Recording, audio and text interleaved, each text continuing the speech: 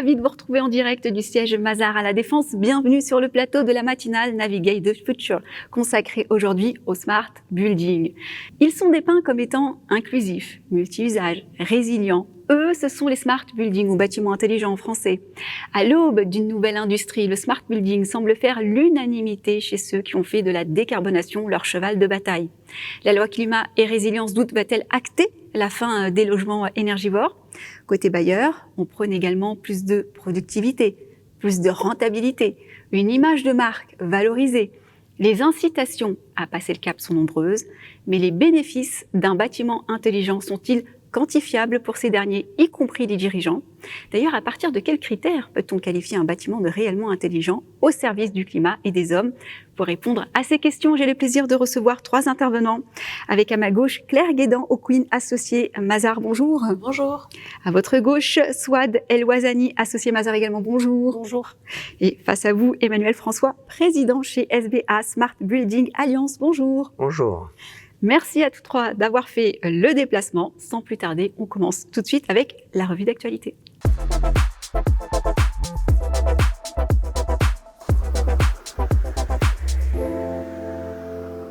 J'ai envie de commencer avec vous, si vous le voulez bien. D'accord. Parce que c'est vrai que le terme de Smart Building est un terme galvaudé et je suis curieuse de connaître votre définition précisément du Smart Building. Effectivement, c'est un terme qui est très galvaudé et qu'on appréhende difficilement. Pour être très simple, je dirais un bâtiment, un Smart Building ou bâtiment intelligent, c'est d'abord un bâtiment qui s'adapte en temps réel aux usagers, aux usages et à son environnement. C'est un bâtiment qui est connecté et communicant, numérisé, doté d'un double numérique ou double jumeau numérique. C'est un bâtiment qui est équipé de capteurs, actionneurs, d'une infrastructure numérique. C'est donc un bâtiment qui communique des données et des métadonnées qui permettent d'opérer des services multiples aux usagers et aux bâtiments. Alors, je ne crois pas savoir qu'il y ait de critères vraiment précis pour qualifier un bâtiment d'intelligent, mais j'imagine que chez SBA, vous avez peut-être vos critères à vous.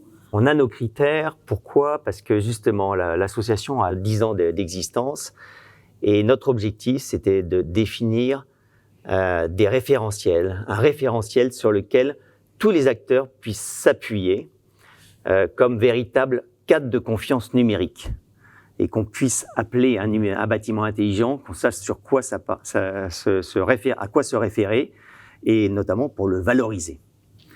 Je ne vais pas rentrer dans le détail, mais pour donner une idée, le premier critère, c'est qu'il est équipé d'une infrastructure numérique unique, non pas multiple. D'accord. C'est-à-dire qu'on est en transversal et non plus en silo. D'accord. Voilà. Donc ça, c'est le premier point. Et cette infrastructure numérique, on peut dire que c'est le 4e fluide du bâtiment, au même titre que l'eau, le gaz et l'électricité. Ensuite, c'est 3 couches. Les équipements, les interfaces, la couche infrastructure et les applications. Et ces 3 couches sont dissociables, indépendantes. C'est-à-dire qu'on peut ajouter un équipement, ajouter une application sans avoir à tout changer. Ce qui permet au bâtiment d'être évolutif dans le temps et d'être résilient. C'est fondamental. Ensuite, c'est les données. Il faut des données ouvertes, accès aux données. Elles doivent être renseignées, on doit avoir un accès renseigné et des données ouvertes, et les systèmes doivent être interopérables, c'est-à-dire qu'ils communiquent entre eux, ils interopèrent entre eux, à défaut d'être fermés. Dans les grandes lignes, on va dire que c'est ce qui permet aujourd'hui de qualifier chez SBA un bâtiment d'intelligent. Tout à fait. Alors après, il y a un cadre ce cadre de confiance s'appelle, voilà, on pourra rentrer dedans. Mais globalement, Claire, je crois que vous appelez ça le Smart Impulse. Alors oui, le Smart Impulse, ça renvoie à un des leviers en fait qui permet de construire le bâtiment intelligent. On vient de l'évoquer, mais j'y reviens quelques minutes. En fait, finalement, parmi les leviers pour construire le bâtiment intelligent, il y a tout d'abord le levier technologique et digital, c'est très clair. Autour de cette notion, il y a beaucoup de PropTech qui se sont investis du sujet et qui proposent aujourd'hui des solutions extrêmement performantes pour équiper le bâtiment. Et Smart Impulse, c'est un exemple de PropTech qu'on aime beaucoup au conseil immobilier. Pourquoi ? Parce qu'on la rencontre sur de nombreux projets en ce moment, donc elle est plébiscitée par nos clients. Smart Impulse, c'est une technologie qui n'est pas du tout invasive, en fait, qui consiste à brancher des capteurs sur les compteurs électriques des bâtiments, donc en un point unique.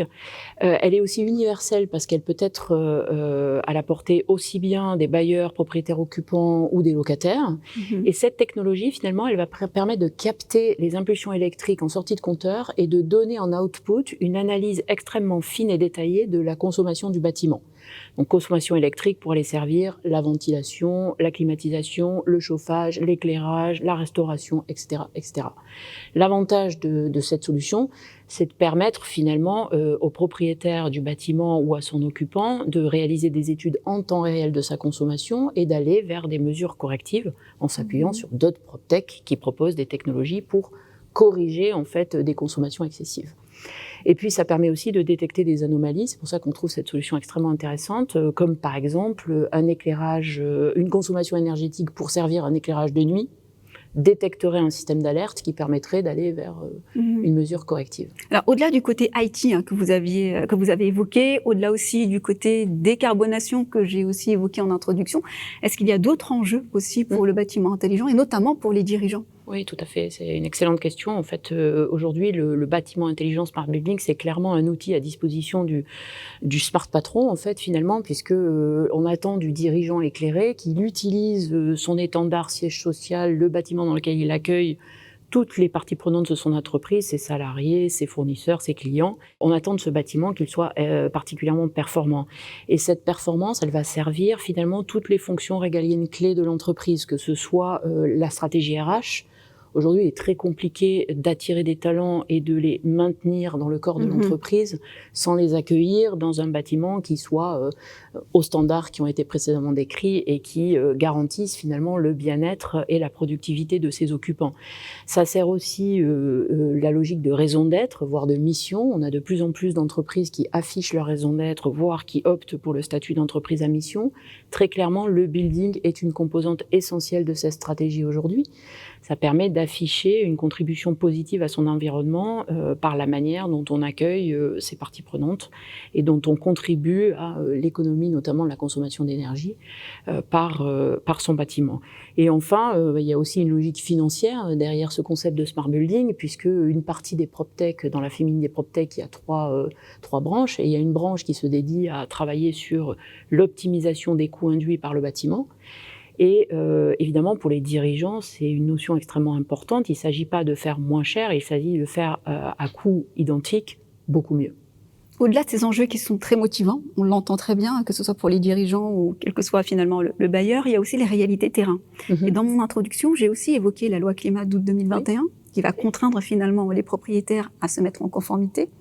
Est-ce que ça ne va pas quelque part démotiver le privé comme le public d'ailleurs? Oui, c'est un écueil possible de cette loi. Alors, on a évoqué le levier assez naturellement attendu pour fabriquer le smart building, qui est le levier technologique et digital. Il y a aussi le levier réglementaire. Moi, j'ai la conviction que le levier réglementaire peut contribuer au verdissement de nos bâtiments.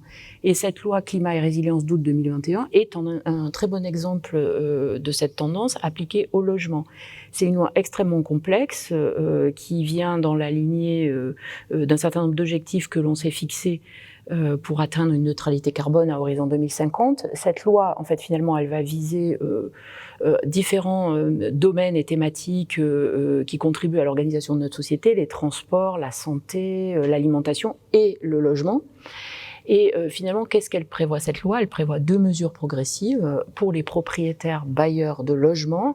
La première est un gel des loyers pour les logements passoires thermiques, donc qui ne sont pas performants sur le plan énergétique.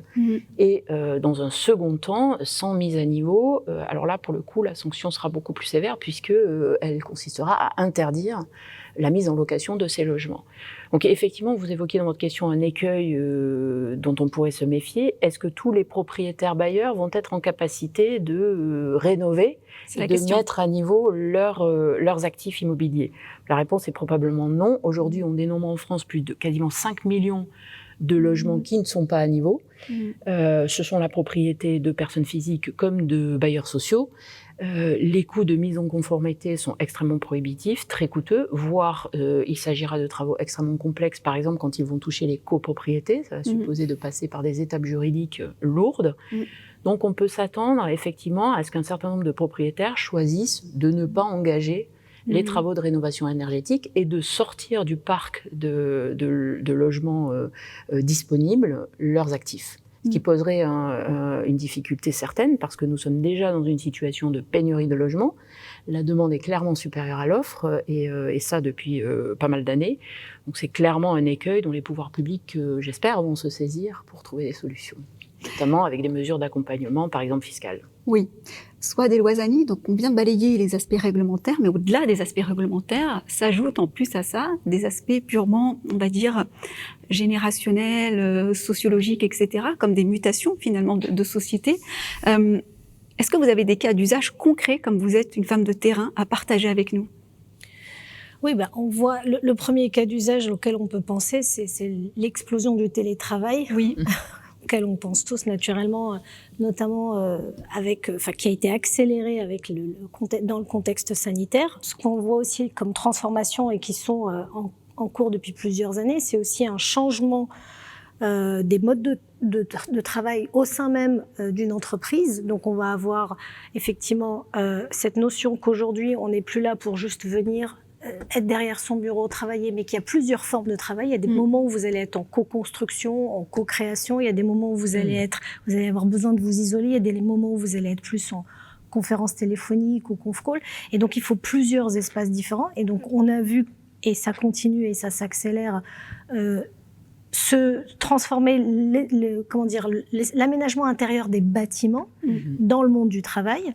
On voit aussi un changement aussi d'usage dans cette idée d'espace de co-travail, d'espace partagé, parce qu'effectivement on se rend compte que il y a de plus en plus de personnes qui se mettent dans une situation d'auto-entrepreneuriat ou autre, soit carrément des entreprises qui réfléchissent dans le cadre de leur démarche RSE à instaurer la flexibilité du travail. Et la flexibilité du travail, ça passe aussi par la possibilité pour les collaborateurs d'avoir accès à un lieu de travail peut-être plus proche de là où ils habitent. Et donc ça se développe beaucoup.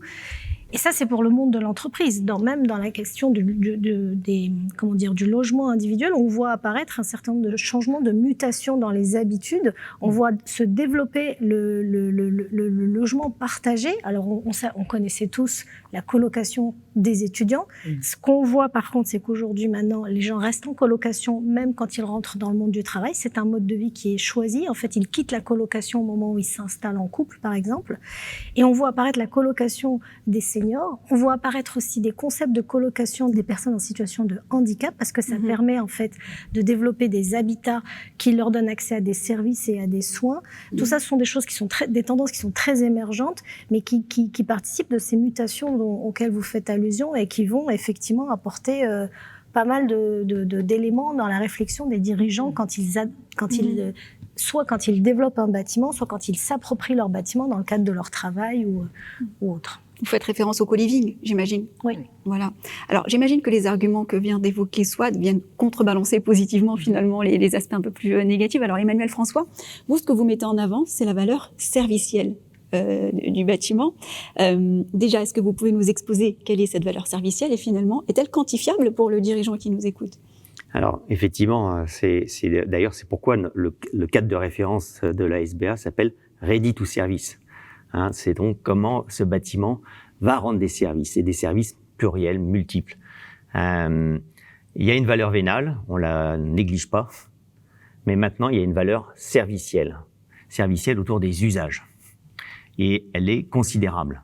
Elle peut représenter près de 50% de la valeur vénale, dans certains cas, même plus dans certains cas.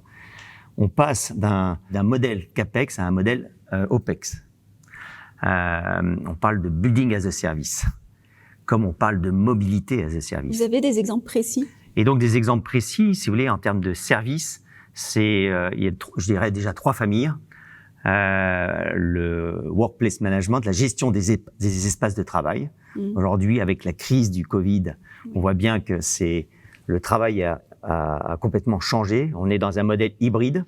Eh bien, effectivement, il faut que les espaces de travail s'adaptent on va sur des réductions des espaces de travail par employé de l'ordre de 30 à 50%. C'est énorme, bien sûr. C'est énorme. Et ça touche ici la défense. Oui. Ensuite, c'est le confort et la santé. Le confort et la santé, aujourd'hui, je vous donne un ratio, on peut aller jusqu'à 8 à 10% d'augmentation de la productivité en agissant sur le confort et sur la santé.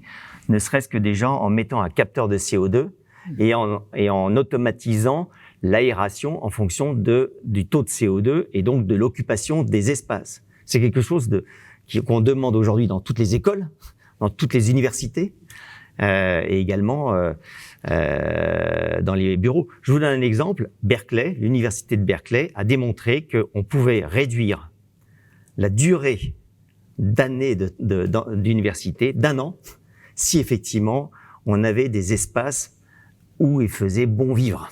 C'est vrai qu'on a évoqué cet aspect lorsqu'on a préparé cette interview. Vous aviez évoqué un chiffre assez impressionnant. Alors le chiffre, j'ai un chiffre. Alors c'est pour le workplace management, c'est 200 millions d'euros économisés pour une entreprise de 100 000 employés.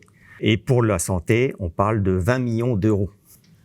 Et ensuite, c'est l'énergie. L'énergie, c'est majeur, notamment pour l'empreinte carbone. En termes de coûts, c'est moindre, parce qu'effectivement, l'énergie, encore, était plus bon marché en France, et elle le reste encore un petit peu. Ceci étant, on est sur des ratios qui sont importants également. On est de l'ordre sur ce que je viens de vous dire, de 2 millions d'euros pour 100 000 personnes. Globalement, si vous voulez, aujourd'hui, une foncière est prête à investir un surcoût de 15% pour un bâtiment qui serait R2S, qui serait serviciel. Et par contre, la plupart des foncières aujourd'hui vous disent si nos bâtiments ne répondent pas à ces critères serviciels, c'est aujourd'hui une dévalorisation de 30 à 40%. Oui, puis j'imagine que pour les dirigeants qui nous regardent encore une fois, il vaut mieux s'y prendre à l'avance qu'attendre effectivement que finalement... Surtout que là, ça s'accélère. Ouais. Et si vous voulez, on est chez Mazars. Aujourd'hui, il y a un impératif. Il y a un risque fort de dépréciation des valeurs immobilières. Alors, soit déloisonné, donc j'imagine que les collectivités s'intéressent aussi beaucoup à ces hubs finalement connectés, mais la question est de savoir si un bâtiment intelligent tel que vient de le décrire Emmanuel François peut s'intégrer dans une ville qui, elle, n'est pas encore totalement connectée ou peu connectée. Non seulement il peut, mais il le doit, parce qu'aujourd'hui, les collectivités, elles ne sont pas connectées. Mais combien même elles ne seraient pas, peut-être, il n'en demeure pas moins qu'elles ont des attentes très très fortes vis-à-vis des bâtiments aujourd'hui, qui tendent à évoluer et qui, si on fait le parallèle, vont être les mêmes attentes que va avoir un dirigeant par rapport au bâtiment dans lequel il installe ses activités. Première attente, c'est d'abord, il faut que ce soit un bâtiment qui, et ça Emmanuel François l'a dit, qui protège et qui assure la santé et la sûreté des utilisateurs. Donc ça, pour une ville et pour un dirigeant, c'est la même attente. On a besoin d'un bâtiment qui soit bien sûr accessible, un bâtiment qui permette de se protéger d'un certain nombre de risques physiques ou face aux nouveaux risques liés à la cybersécurité et autres. Deuxième attente, c'est qu'il faut que ce bâtiment en fait contribue au développement et au maintien du lien social. Le bâtiment, il doit bien sûr permettre de connecter les habitants, enfin les usagers de ce bâtiment.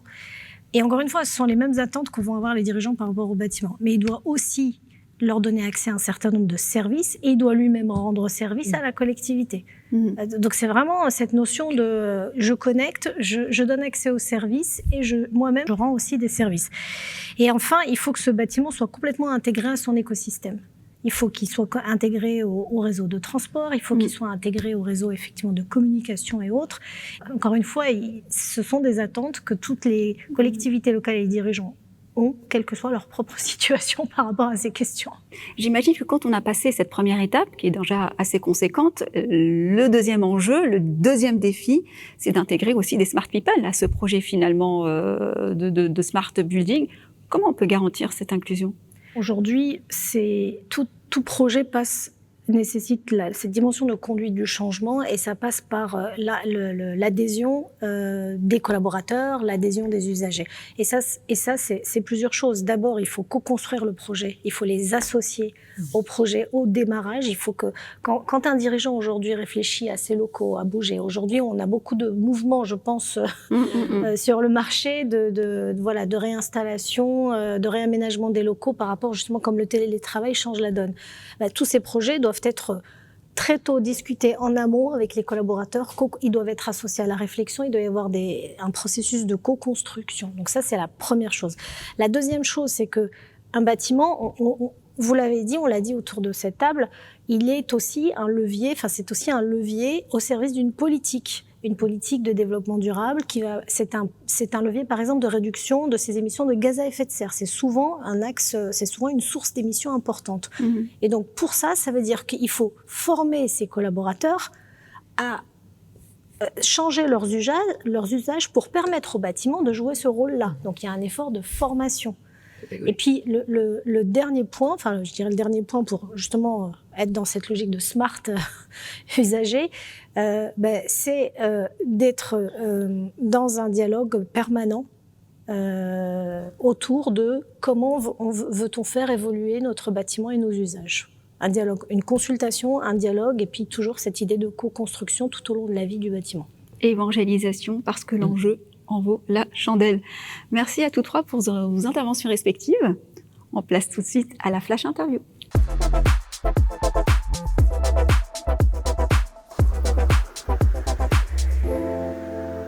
C'est Claire Guédin-Aucune qui se colle à cette petite interview. Alors, je rappelle rapidement les règles du jeu.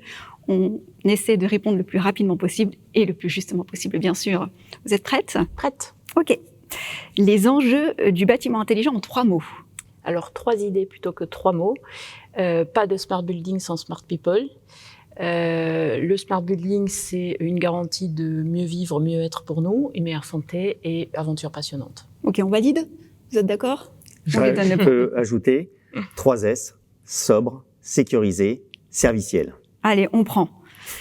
Le nombre de bâtiments dits intelligents en France selon la SBA, justement. Alors, comme j'ai beaucoup échangé avec mon camarade de plateau avant l'émission, je réponds du tac au tac 100 selon les critères de la SBA. Et ça bouge tous les jours. Un smart dressing, pour vous, c'est 1, peu important, 2, moyennement important, 3, passionnément important. C'est capital, on ne peut plus faire autrement. Et d'ailleurs, c'est étayé par une de nos études publiée récemment, Mieux vivre et habiter en ville, que vous trouverez sur notre page web. On ira voir. Allez, dernière question. Si on ne devait retenir qu'un chiffre de cette matinale sur le smart building. 10% de gain de productivité si on y va. Eh bien, si avec tout ça, on n'a pas réussi à vous convaincre, je ne sais plus quoi faire. Bon, encore merci à tous trois pour vos interventions respectives. Merci à vous, bien sûr, de nous avoir suivis.